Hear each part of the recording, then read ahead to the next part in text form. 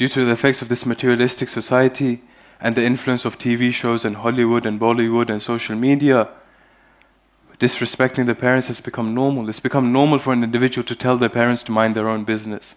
It's become normal for an individual to answer back to their parents. It's become normal for an individual to ignore the presence of their parents. The parents are sitting on one side and we're busy on our mobile phones and our laptops and our devices.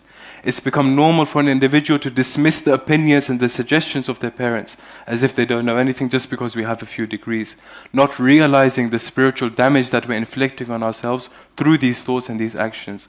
And when we die and the veils are lifted from our eyes, فَكَشَفْنَا عَنْكَ غِطَاءَكَ فَبَصَّرُكَ الْيَوْمَ حَدِيدٌ, your vision is piercing sharp on that day. Then we'll realize the effects that these sins and these actions had, that these thoughts and these actions had. May Allah have mercy on Ayatollah Jamaluddin Ghulbaghani. Ayatollah Jamaluddin Ghulbaghani was from our greats, a great arif, a great faqih, a great mujtahid. He says that one day I was sitting in the graveyard of Takht Fulad in Isfahan. In Isfahan there's a graveyard called Takht Fulad. It's often known as Wadi Salam al-Thani, the second Wadi Salam from Najaf, because of the awliya Allah buried in that graveyard. He says I was sitting there and the people brought in the body and the mayyat of a youth. And there were many people participating. And I could see that pious individuals are present in this funeral. So I said to myself that this isn't a normal youth. And they came to me and they asked me, Agha, you're here, can you come and help in the burial procedure, in the burial rites? So I said, sure. We lowered the body in the grave. I myself entered into the grave. And he said, I started to recite the talqeen. As soon as I got to the point of saying, Afahimta, do you understand? I heard the youth say no from the barzakhi realm. So I was shocked at this. I said, what is this? And to add to my amazement, inside the grave, I saw 2 or 3 shaitans dancing and laughing in the grave. So I said, this can't be right. What's going on here? Ayatollah Jamaluddin Ghulbaghani comes out of the grave. He asks, the first question he asks, are the parents of this child alive? They say the mother is over there crying out of the separation. The father is here. He takes the father to a corner and he asks him, this is what I've seen inside the grave. Tell me about your son.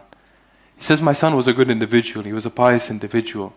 But recently he had started to go to the mosque, the majlis, the masjid, recite namaz and recite majalis himself.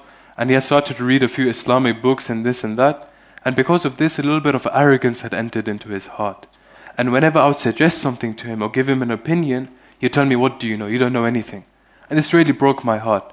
Ayatollah Jamaluddin Ghulbaghani says, this is it. Forgive your son. He says, I've forgiven my son.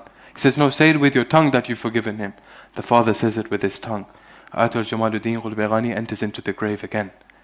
And he says that this time, as soon as I got to the point of saying, Afahimta, I saw that there was a smile on his face. And a little while later, I saw Amirul Mu'mineen Ali ibn Abi Talib.